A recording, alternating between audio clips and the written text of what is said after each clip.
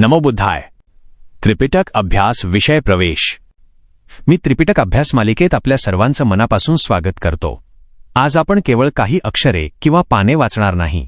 आज आपण भगवान गौतम बुद्धांच्या जीवनाचा अभ्यास करणार आहोत, ज्यांच्या ज्ञानाने जगाला करुणेचा राजमार्ग दाखवला, ज्यांनी आपल्याच काळजातील दुःखाच्या आगीतून ज्ञानाचा शीतल प्रकाश निर्माण केला. आज आपण त्या करुणामय बुद्धांच्या जीवनाचा अभ्यास करणार आहोत, ज्यांनी स्वतः जागृत होऊन संपूर्ण मानवजातीच्या चेतनेला जागृत केले. ही कथा केवळ एका राजाच्या मुलाची किंवा एका तत्त्वज्ञानाची नाही. ही कथा आहे मानवी मनाच्या आत चालणाऱ्या महायुद्धाची. ही गाथा आहे त्यागाची, करुणेची, प्रज्ञेची आणि अंतिम सत्याची.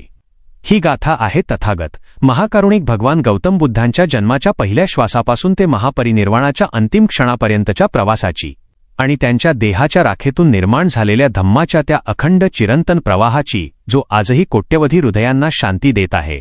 चला या अभ्यासाला सुरुवात करूया. बालपण आणि राजवैभव. इ.स. पूर्व 6व्या शतकातील एक पहाट.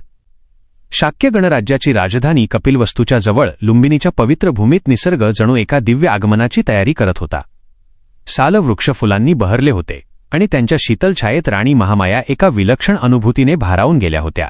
काही काळापूर्वी त्यांनी एक अद्भुत स्वप्न पाहिले होते. एक तेजस्वी शुभ्र हत्ती आपल्या सोंडेत पांढरे कमळ घेऊन त्यांच्या गर्भात प्रवेश करत आहे. हे स्वप्न केवळ एक स्वप्न नव्हते, ती एका युगाच्या प्रारंभाची सूचना होती. राजदरबारातील ज्ञानी ज्योतिषांनी एकमुखाने सांगितले, महाराणी, आपण एका अलौकिक बाळाला जन्म देणार आहात. हा बालक सामान्य नाही. तो एकतर या पृथ्वीतलावर राज्य करणारा चक्रवर्ती सम्राट होईल किंवा सर्व सुखांचा त्याग करून जगाला दुःखातून मुक्त करणारा महान संन्यासी होईल. आणि तो दिवस उजाडला. वैशाख पौर्णिमेचा तो पवित्र दिवस. राणी महामाया आपल्या पित्याच्या घरी जात असताना लुंबिनीच्या उपवनात त्यांना प्रसव वेदना सुरू झाल्या. सालवृक्षाची फांदी धरून उभ्या असताना त्यांनी एका तेजस्वी बालकाला जन्म दिला. म्हणतात, त्या बालकाने जन्मतःच 7 पावले चालली आणि प्रत्येक पावलाखाली एक कमळ उमलले. आकाशातून देवतांनी पुष्पवृष्टी केली. त्या बालकाचे नाव ठेवले गेले सिद्धार्थ, ज्याचे सर्व अर्थ, सर्व ध्येय सिद्ध झाले आहेत. पण नियतीचे खेळ अजब असतात. ज्या मातेने अशा दिव्य पुत्राला जन्म दिला, तिच्या नशिबी त्याचे बालपण पाहण्याचे सुख नव्हते. जन्मानंतर अवघ्या 7व्या दिवशी राणी महामायाने जगाचा निरोप घेतला. ज्या बालकाला आईच्या कुशीचा, तिच्या स्पर्शाचा, तिच्या वात्सल्याचा अनुभवही घेता आला नाही. कदाचित म्हणूनच त्याच्या हृदयात संपूर्ण जगासाठी करुणेचा अथांग सागर निर्माण झाला. पुढे जाऊन तोच सिद्धार्थ संपूर्ण मानवजातीला आपल्या धम्माची शीतल छाया देणारा महाकारुणिक बुद्ध बनला. आईच्या निधनानंतर सिद्धार्थाचे पालनपोषण त्यांची मावशी महाप्रजापती गौतमी यांनी केले. त्यांनी सिद्धार्थाला स्वतःच्या मुलापेक्षाही जास्त प्रेम दिले. राजा शुद्धोधनाने आपल्या पुत्राला कोणत्याही गोष्टीची कमतरता भासू दिली नाही. पण त्यांच्या मनात सतत एक भीती होती, भविष्यवाणीची भीती. माझा मुलगा संन्यासी झाला तर? या एकाच विचाराने ते ग्रासले होते. म्हणून त्यांनी सिद्धार्थाभोवती सुखाची एक अदृश्य पण अभेद्य भिंत उभारली. 3 ऋतूंसाठी 3 वेगवेगळे वैभवशाली राजवाडे बांधले. तिथे दुःख, आजार, म्हातारपण किंवा मृत्यू या शब्दांनाही प्रवेश नव्हता.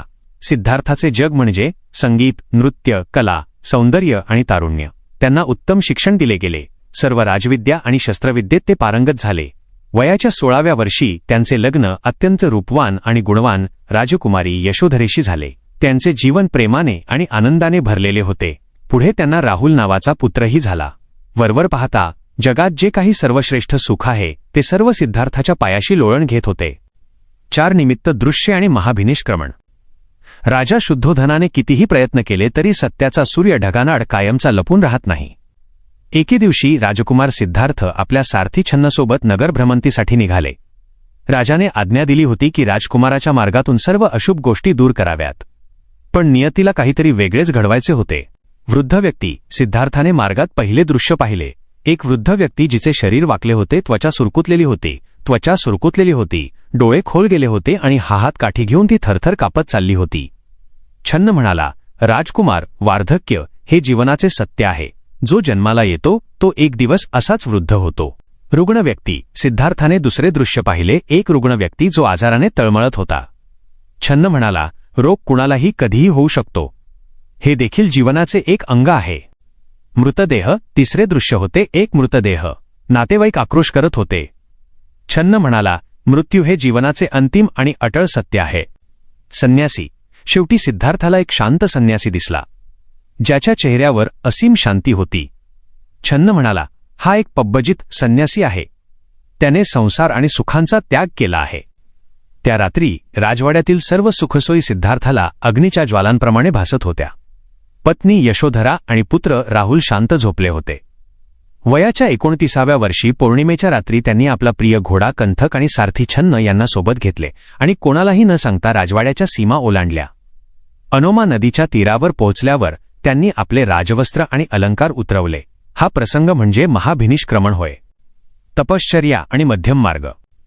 सत्याच्या शोधात निघालेले सिद्धार्थ आता एकटे होते. त्यांनी आलार कालाम आणि उद्दक रामपुत्त यांच्याकडून शिक्षण घेतले, पण त्यांच्या प्रश्नाचे उत्तर मिळाले नाही.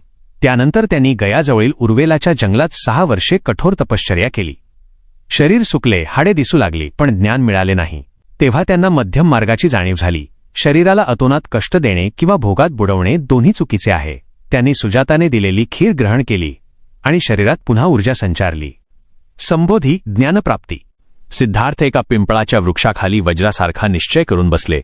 इहासने शिष्यतुमे शरीरम त्वगस्थिमांसं प्रलयम च यातू अप्राप्य बोधिंग बहुकल्प दुर्लभा नैवासनात कायमत शलिष्यते. बोध प्राप्त झाल्याशिवाय या आसनावरून उठणार नाही. त्या रात्री मार, वासना, भय, अहंकार सोबत त्यांचे युद्ध झाले.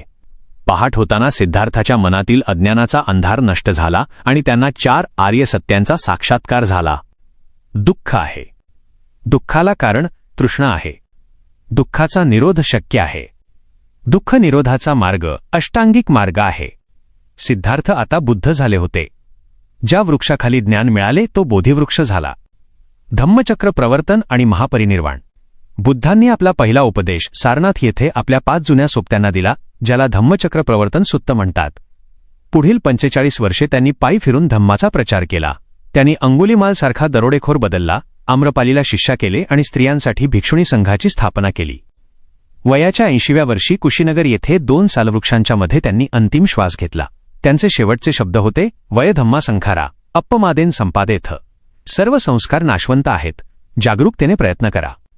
त्रिपिटक ज्ञानाचे 3 पेटारे. बुद्धांच्या महापरिनिर्वाणानंतर त्यांचे उपदेश जतन करण्यासाठी धम्मसंगीती भरवण्यात आल्या. त्यातून त्रिपिटक तयार झाले. विनयपिटक भिक्षू भिक्षुणींसाठीचे नियम आणि शिस्त. सुत्तपिटक बुद्धांचे उपदेश, कथा आणि संवाद उदा. धम्मपद जातक कथा. अभिधम्मपिटक मनाचे आणि चेतनेचे सूक्ष्म विश्लेषण, बौद्ध मानसशास्त्र. 32 दिवसांचा अभ्यासक्रम. आज त्रिपिटकात एकूण 32 ग्रंथ आहेत. सामान्य माणसाला या अफाट ज्ञानाची प्राथमिक ओळख व्हावी या हेतूने आपण हा 32 दिवसांचा प्रवास सुरू करत आहोत. पहिले 5 दिवस विनयपिटक, आचरण आणि शिस्त. पुढील 20 दिवस सुत्तपिटक, उपदेश आणि जीवनाचा अर्थ. शेवटचे 7 दिवस अभिधम्मपिटक, मनाचा सखोल अभ्यास. तथागतांचे जीवन संदेश देते, अंधार असतो पण दिवा आपल्यालाच बनायचे असते. अप्प दीपोभव. चला तर मग या अंतःकरण शुद्धीच्या प्रवासाला सुरुवात करूया.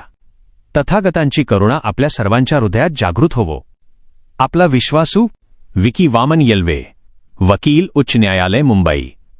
Phone number 8,898,343,289.